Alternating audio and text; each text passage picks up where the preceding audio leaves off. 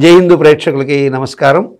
ముందుగా అమ్మవారి యొక్క శుభాశీస్సులు మీకు, అమ్మవారి అనుగ్రహంతో మీ యొక్క తలచిన సకల కార్యములు దిగ్విజయంగా పూర్తి కావాలని మనస్ఫూర్తిగా కోరుకుంటూ, ఈ వారం గ్రహస్థితి 8 రోజులుగా మనం ఆదివారం నుంచి మరి వచ్చే ఆదివారం 21వ తారీఖు నుంచి 28వ తారీఖు వరకు ఉన్నటువంటి గ్రహస్థితిని చూసినట్లయితే, వృశ్చిక రాశిలోని విశాఖ నక్షత్రం 4వ పాదం వారు ఈ వారం ఆకస్మికంగా ఆర్థిక లాభాన్ని భార్యాభర్తల అంటే భార్య పేరు మీద ఆస్తున్న డెవలప్ అవుతుంది, భర్త పేరు మీద ఆస్తున్న డెవలప్ అవుతుంది. అంటే జీవిత భాగస్వామి రీత్యా ఉన్న ప్రాపర్టీల్లో మార్పులు ఖచ్చితంగా గమనించవచ్చు.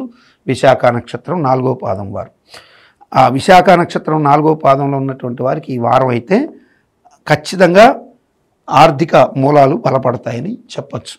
ఆర్థిక మూలాలు బలపడడంతో పాటుగా భార్యాభర్తల మధ్య ఉన్నటువంటి తీవ్ర ఉద్రిక్త భరిత వాతావరణం ఏదైతే ఉందో, తీవ్రంగా ఒకరినొకరు విభేదించుకుంటూ ఉంటే అటువంటి విభేదాలు సమసిపోయేందుకు చేసే ప్రయత్నాలు కూడా సత్ఫలితాలు ఇచ్చే అవకాశాలు ఎక్కువగా ఉంటాయి.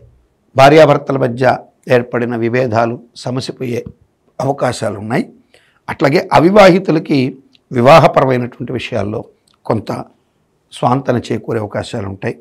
మాతృ ఆరోగ్యపరంగా లేదా మాతృ ఆస్తుల పరంగా, అంటే తల్లి పరంగా వచ్చిన ఆస్తుల పరంగా ఏర్పడిన ఇబ్బందులు, తల్లి ఆరోగ్యపరంగా వచ్చినటువంటి ఇబ్బందులు, ఇవన్నీ కూడా అధిగమించే అవకాశాలు ఎక్కువగా ఉంటాయి అనురాధ నక్షత్ర జాతకులకి.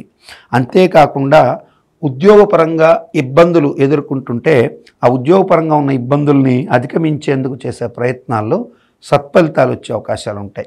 అంటే కొత్తగా ఉద్యోగంలోకి చేరడం, ఆ ఉద్యోగంలో ఎదుర్కొంటున్నటువంటి ఇబ్బందులు, ఇటువంటివి అధిగమించేందుకు చేసే ప్రయత్నాలు తప్పనిసరిగా ఈ వారం సత్ఫలితాలు ఇచ్చే అవకాశాలు ఉంటాయి. అట్లాగే ఆకస్మిక ధనలాభం, అంటే ఊహించని మార్గాలు, షేర్ల ద్వారాను, లాటరీల ద్వారాను ధనలాభం కలిగే అవకాశాలు కూడా ఉంటాయి. జ్యేష్ఠ నక్షత్ర జాతకులైతే ఈ వారం ఖచ్చితంగా కొంత ఆర్థికంగా లాటరీ కొట్టినట్టే ఉంటుందండి. నేను ఎక్కువగా చెప్తున్నాను కాదు, ఖచ్చితంగా జ్యేష్ఠ నక్షత్ర జాతకులకైతే ఈ వారం మీరు చూసుకోండి, ఆర్థిక లాభం విషయంలో ఏదో మంచి జరిగే అవకాశాలు అయితే ప్రస్ఫుటంగా ఉన్నాయి. అది ఏ మార్గంలో అయినా మీకు ధనం వచ్చే అవకాశాలు ఎవ్వరు ఆపలేరని నాకు అనిపిస్తున్నటువంటి పరిజ్ఞానం. అంటే మీకు ఆ అవకాశం దగ్గరగా వచ్చి అయిపోయింది అని ఏదైనా బ్రేక్ పడిందంటే అందుకు మీ యొక్క వ్యక్తిగత జాతకం ఏదో బలీయమైనటువంటి కర్మఫలం వెంటాడచ్చు. కానీ జాతకానికి కూడా అతీతంగా ఈ వారం మీకు యోగం కలిగే స్థితి జ్యేష్ఠ నక్షత్రం వారికి ఉందని చెప్పచ్చు.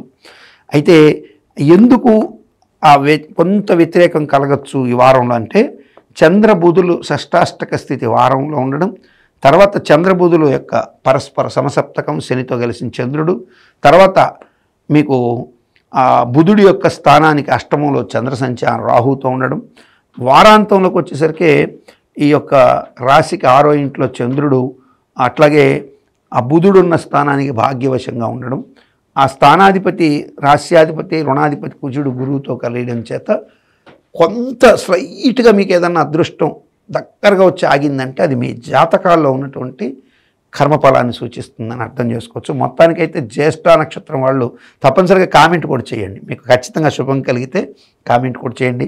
నేను చెప్పే ఫలితాలన్నీ కూడా యథార్థంగా ఆ గ్రహస్థితికి దగ్గరగా ఉండేవి చెప్తున్నాను. శుభం కలిగి తీరుతుందని చెప్పచ్చు. ఈ వారం మీరు విఘ్నేశ్వరుని ప్రార్థన చేయండి, మహాగణపతిని చక్కగా గరిక, మోదకాలు అన్నీ పెట్టి స్వామివారికి పూజ చేసుకుంటే ఆ విఘ్న దోషాలు ఏమైనా ఉంటే తొలగిపోయే అవకాశాలు ఉంటాయి. గణపతిని పూజిస్తే శుభం పొందే అవకాశాలు ఉంటాయి. ఈ వృశ్చిక రాశి వారికి ఈ వారం మంచి యోగమే ఉందని చెప్పారు.